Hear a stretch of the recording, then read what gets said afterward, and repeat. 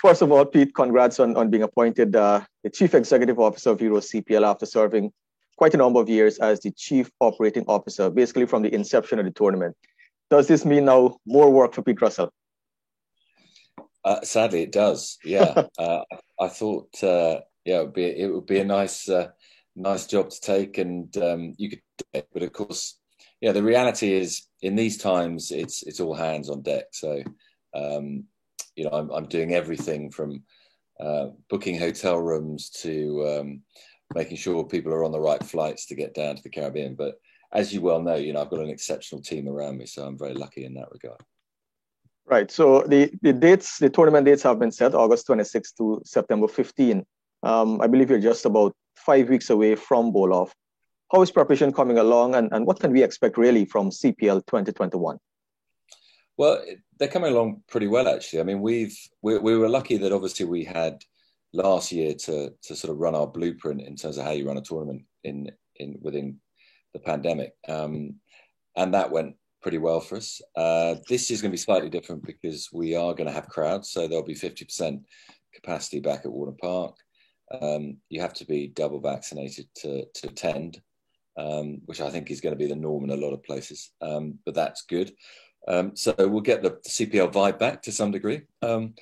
We've still got a great roster of players. The teams are all lining up really nicely. I think it's going to be a great competitive tournament, as it always is. So looking forward to it, actually. Right, so there will be a bit of a party this time. Yeah, there certainly will. In fact, I've just been working on the party stand arrangements as we speak. So I'm looking at what sort of DJs we can get in there, because as you well know, it's all about that unique atmosphere that's created. So yeah, it's going to be great. Actually, it's going to be great. All right. You've had to make some amendments to the original dates due to complexities with the IPL. How did those discussions go with the BCCI in terms of coming to a mutual agreement on the dates? It went very well, actually. And I also have to thank Ricky Skerritt at Cricket West Indies, who intervened on our behalf as well in terms of the negotiation. So, he enabled us to get into the dialogue to say, look, obviously everyone wants to do the best thing for cricket. There's no value in CPL overlapping IPL or the 100 ball. So we were able to fortunately shift our dates around a little bit to accommodate IPL, and they also accommodated us in some regard as well. So it worked for everyone. So it was a good outcome. And look, at the end of the day, everyone wants the IPL to get its window, because as we know, that's just a fantastic tournament. Talking about window, 33 games basically cramped into 16 days. It's a pretty tight schedule for CPL 2021. I guess there was never really no other way around it, really, given that there's no kind of wiggle room in the calendar. There really isn't, and it's. The big challenge for us was really about how do you play 33 games in one venue, keep the wicket fresh, keep the ground fresh. So we spent a good deal of the last sort of 6 months looking at that and how we make sure that the wicket itself is absolutely going to be bomb-proof. So if you look at the schedule, we have days where we're not playing cricket, and the reason for that is purely just to give the wicket some rest. It's not a huge amount of rest, but the way that we've planned it, we think we'll get 33 games in, and they'll be played on good decks. Now that's the key thing. You don't want the wicket to be the deciding factor. So we're confident. Right. I know one of the main aims of CPL has been to expose Caribbean talents on the world stage.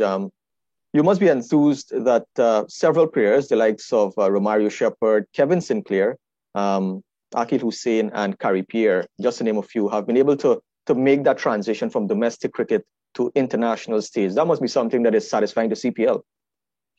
Hugely satisfying, but also just so important for the tournament, for the fans, and for West Indies cricket. Because I was asked the question the other day about, what's the international roster looking like? And I said, well, actually, funnily enough, I don't look at that. I always look at the domestic players to see who's coming through, who you think might be the next Pooran, Hetmar, Sinclair, all of these guys. And that's what's so encouraging. Every year there's always one or two that throw their hat into the ring, and compete at the highest level and go on to international honours. So you can't really do much more than that. I think, our role, and we've always seen it as such, is to be a facilitator for the greater good of West Indies cricket, as well as obviously creating a tournament that everyone wants to go and watch. And I think, it's heartening. I love it. I love seeing these young players come on and do well. But so, like 2020, the tournament would once again be held in a bubble. Put into perspective, as the CEO, the intricacies and the challenges that come with having a tournament with so many restrictions. So you literally have to plan from day zero. So what I mean by that is we have players and officials and all sorts of other staff coming in from 19 different countries. So you have to figure out, how they get in, first of all, because it's not that straightforward. You've then got to make sure that they're all vaccinated. If they're not vaccinated, what's the procedure there? Once they come in, obviously, you then have to do the isolation. You have to do the testing. We've had to take the Marriott in St. Kitts over in its entirety. So no other guests are allowed near it.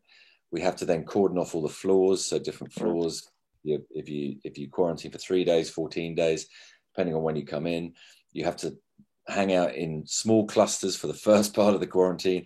You have to have different wristbands to show where you're at in different stages. So it's almost creating a tournament within a tournament, just creating the protocols around COVID. We saw record numbers for media exposure in the 2020 tournament. Of course, there weren't crowds at the venue, so you had to rely on television rights.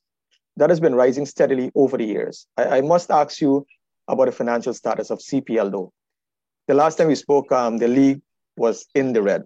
Is the situation the same? Yeah, look, I think everyone accepts that, playing in COVID times, it's we don't have fans, and fans drive revenue. So without them, it's very difficult to, our cost base has increased because, of course, we've had COVID restrictions there. So nothing's become any easier for us or the franchise owners. But that's the one thing that I've been so proud of, is that all the franchise owners and the CPL board have all, and Cricket West Indies as well, because they've supported us in all this, have stepped up and said, what, we've got to get this tournament played. So there will be a lot of red ink in terms of all our accounts, but we've done it for a reason. So hopefully, as you say, we'll be able to grow our TV audience again, and fans at home will have something to cheer about, because I'm sure the cricket will be equally as competitive as it was last time around. And who knows, maybe Guyana will get their just desserts this year. Right. At the end of it all, at the end of CPL 2021, what do you expect from the tournament? I want it to be safe. That's my priority. I just want it to be a safe tournament.